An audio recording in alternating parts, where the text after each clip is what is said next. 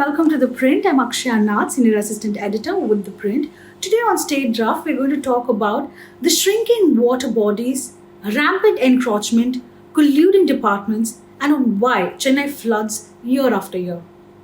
Life came to a standstill in many parts of Chennai that remained submerged for over 4 days last week after the city witnessed its most intense spell of rain in 47 years. 40 centimeters of rain within 44 hours.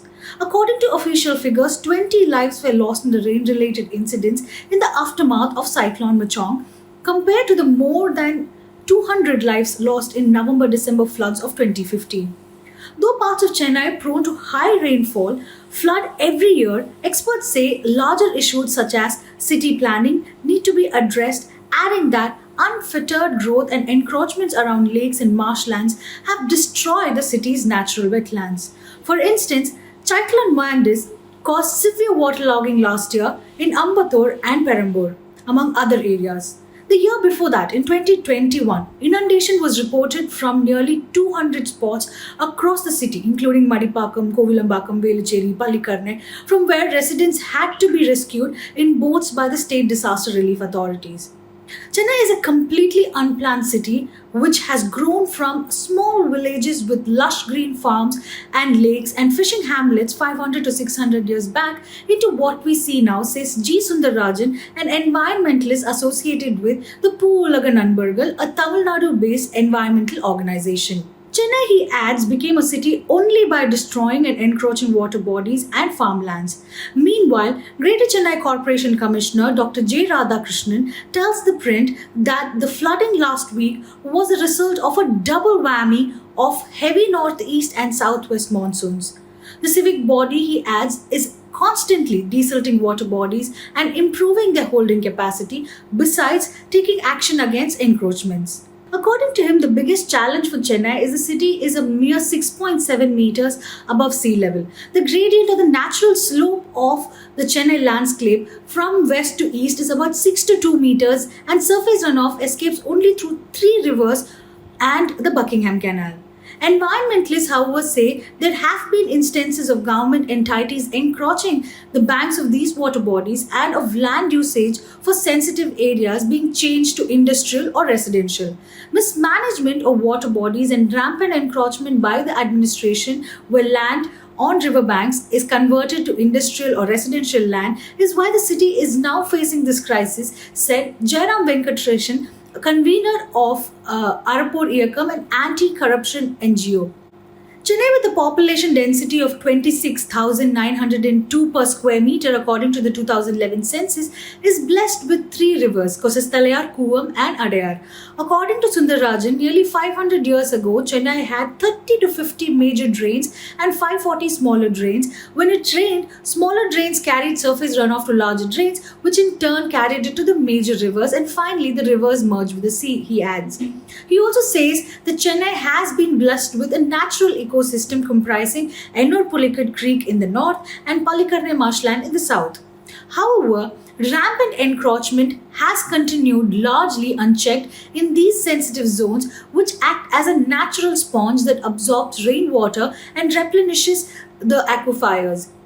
In 2020, the Save Ennur Creek campaign had in a report to Union Home Minister Amit Shah alleged that more than 660 acres of backwaters of the Kosasthalaiyar River had been encroached by public sector undertakings. Kamarajar Port, it claimed, encroached 114 acres, while the coal ash dump from NTPC, Tamil Nadu Energy Company Limited, took up 203 acres and the Bharat Petroleum another 100 acres of land. The Ennur Creek land, which was a spread of over 10,000 acres, has shrunk as a result of encroachment by Chennai Metro Rail Limited, ports like Kamaraj Port and the Katupalli Port. Ennur is completely distorted. It has become saline with lots of thermal power stations. There is fly ash deposited all over and it has got traces of mercury deposits, said Professor S. Janakarajan, President of the South Asia Consortium for Interdisciplinary Water Resources Studies. Ennur is completely polluted and its biodiversity is dead, he added. Janakarajan reiterates that the wetlands, marshlands and the inland water bodies are very important ecological units that protect biodiversity, recharge groundwater and store rainwater. When you distort them, encroach them, it leads to ecological degradation, he added. Experts also point out that despite encroachment and the release of 45,000 cusecs of water from Pundi and Purel reservoirs, the Ennore Pulikkad wetlands helped northern Chennai from marooning completely. It has a huge flood carrying capacity. That is the only reason why we are saying you should not expand the Kattupalli port, because it will bring huge threat to Pulikkad, Ennore and will lead to complete inundation of the northern Chennai in the future, says Sundararajan. Developed by the L&T, the Kattupalli port was acquired by the Adani Ports in 2018. The next year, Adani Group said it planned to expand the port from the existing 330 acres to 6,1111 acres. Of this, more than 2,250 acres was to be land in the sea covered by dredge sand. As for southern Chennai, Jairam says at least 1,000 acres of land in the Palikkadnai marshland was illegally registered between 1990 and 2014. The city's only urban wetland, Palikkadnai marshland, shrunk to a mere 600 hectares in 2013 from 5,500 hectares in 1965. An amicus curiae appointed by the Madras High Court had noted in his report in 2019.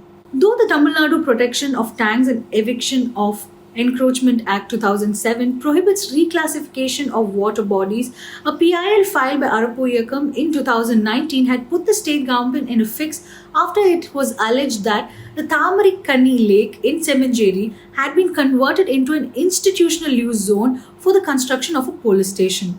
The Madras High Court stayed the use of the police station and ordered a two-member team from the Indian Institute of Technology, Madras, to determine whether the land in question was a water body or not. In its observation, the court had noted that the police station would have to be demolished if it was established that it was built on a water body. The case is still pending before the court. The CMDA, the Urban Development Authority, despite the Supreme Court and High Court saying that water bodies cannot be reclassified, have reclassified lands based on requests from the Revenue and Registration Departments. This is dangerous as the three departments are colluding and reclassifying lands, said Jayaraman speaking to ThePrint. Sundararajan refers to how Chennai's Long Tank and Long View once had water bodies.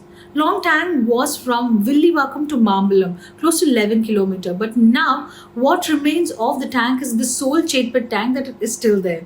He says, adding that Valluvar Kotam monument is in Chennai was once a lake. He adds the irony is that Valluvar Kotam, a monument dedicated to the Tamil poet philosopher Thiruvalluvar, is built on a lake, and Thiruvalluvar had once said, "No life can survive without water." In the aftermath of the flooding last week, Chief Minister M.K. Stalin had said that the Rs 4,000 crores stormwater drain system implemented in a phased manner since 2021 reduced the impact of the downpour.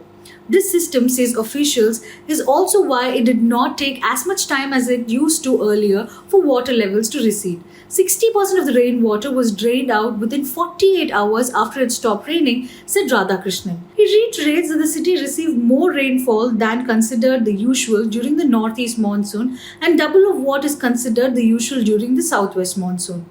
This meant that the city's holding capacity for rainwater was nearly saturated.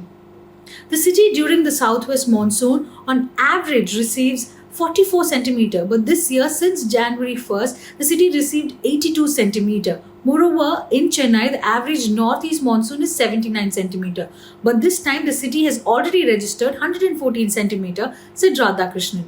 The Greater Chennai Corporation, he adds, maintains 33 microcanals, whereas the Water Resource Department maintains 14 canals besides the Buckingham Canal and the three rivers.